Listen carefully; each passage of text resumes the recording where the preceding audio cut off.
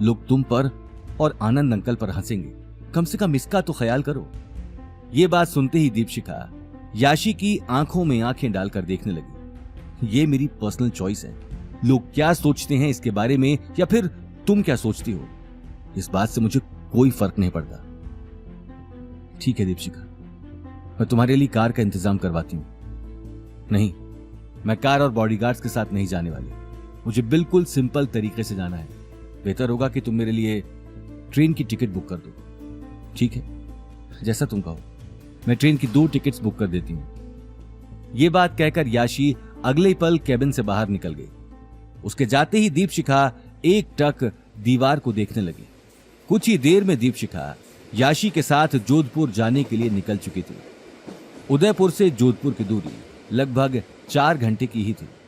उन दोनों को पहुंचते हुए रात हो चुकी थी। अगली सुबह दीपशिखा गौतम से मिलने वाली थी और वो इस बात को लेकर बहुत एक्साइटेड थी। जहां एक तरफ दीपशिखा गौतम से मिलने के लिए जोधपुर पहुंच चुकी थी, तो वहीं दूसरी तरफ गौतम इस बात से बेखबर अवनी के डिजाइन ऑफ डायरेक्टर बनने की खुशी में हलवा बना रहा था। सुबह होते ही अवनी जल्दी तैयार होकर गौतम के साथ ऑफिस जाने के लिए निकल गई। वो ऑफिस में अपनी शुरुआत के दिन में 1 मिनट भी लेट नहीं होना चाहती थी। गौतम अवनी की आंखों में एक अजीब सी खुशी देख पा रहा था, लेकिन तभी उसकी नजर रोड की दूसरी तरफ चल रही बड़ी बड़ी कार्स पर चली गई। एक साथ इतनी बड़ी बड़ी कार्स देखकर गौतम एक पल के लिए हैरान रह गया, लेकिन अगले ही पल उसने इस बात को नजरअंदाज कर दिया। लेकिन दूसरी तरफ कार में कोई और नहीं, याशी और दीपशिखा ही थे। गौतम को देखते ही दीपशिखा की आंखों में खुशी की लहर दौड़ गई। ओ गौतम, कितने दिनों बाद देखा है तुम्हें।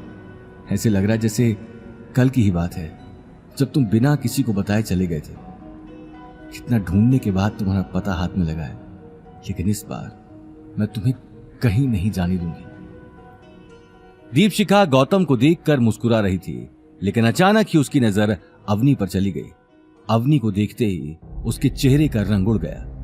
दीपशिखा को मायूस देखते ही याशी ने कहा, दीपशिखा, अगर तुम चाहो तो हम गौतम से बात कर सकते हैं। मैं अभी ड्राइवर से नहीं, अभी नहीं, टाइम आने दो। फिलहाल मैं बस जोधपुर घूमना चाहती हूँ, देखना चाहती हूँ कि गौतम कहाँ रहता है, कैसे रहता है। ये बात सुनते ही याशी ने ड्राइवर को कार घुमाने का इशारा कर दिया। देखते ही देखते गौतम की कार दीपशिखा की आंखों से ओझल हो गई। गौतम ने कुछ ही देर में कार अग्रवाल ग्रुप की पार्किंग में खड़ी कर दी। आज अवनी मैरियट को एक अलग ही नजरों से देख रही थी। ऑफिस के अंदर जाते ही सभी लोग उसे कांग्रेचुलेट करने लगे, उसे बुके देने लगे, लेकिन तभी उसकी नजर शनाया पर चली गई, जिसकी आंखों में अभी तक गुस्सा भरा था। अवनी ने उसे देखते ही कहा, शनाया, काश तुमने पूरी ऑनेस्टी और बिना किसी जलन के हर काम किया होता।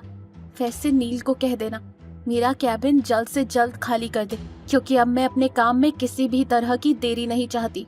शनाया हंसकर बोली, वाह, तुम्हारे तो पहले ही दिन पर निकल आए। खुश हो जाओ कुछ दिन। जिस दिन मुंह के बल आकर गिरोगी, उस दिन मैं तुमसे बात करूंगी। आज तुम्हारे अंदर डिजाइन डायरेक्टर बनने की अकड़ है। आज तुमसे बात करके कोई मतलब नहीं है। जाओ, तुम्हारा केबिन रेडी है।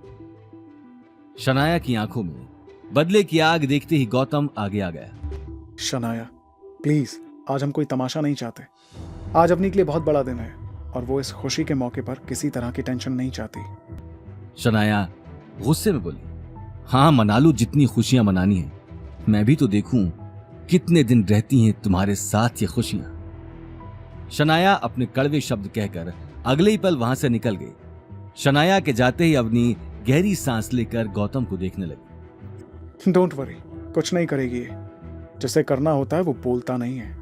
अवनी ये बात सुनते ही मुस्कुराते हुए गौतम के साथ अपने कैबिन में चली गई, लेकिन कैबिन पहुंचते ही उसे बाहर गायत्री देवी आती दिखी, जिनके हाथों में ढेर सारी फाइल्स थीं। Welcome to the company, the new design director. ये कहते हुए गायत्री देवी मुस्कुराते हुए अवनी और गौतम को ऊपर से नीचे तक देखने लगी। आखिर अवनी के साथ अब अग्रवाल ग्रुप में क्या क्या होने वाला था?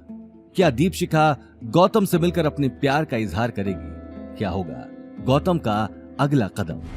आगे की कहानी जानने के लिए देखिए अगला एपिसोड सिर्फ पॉकेट एफएम के यूट्यूब चैनल पर और रॉयल वारिस के सारे एपिसोड्स को सुनने के लिए डिस्क्रिप्शन में दी लिंक से डाउनलोड करें पॉकेट एफएम ऐप।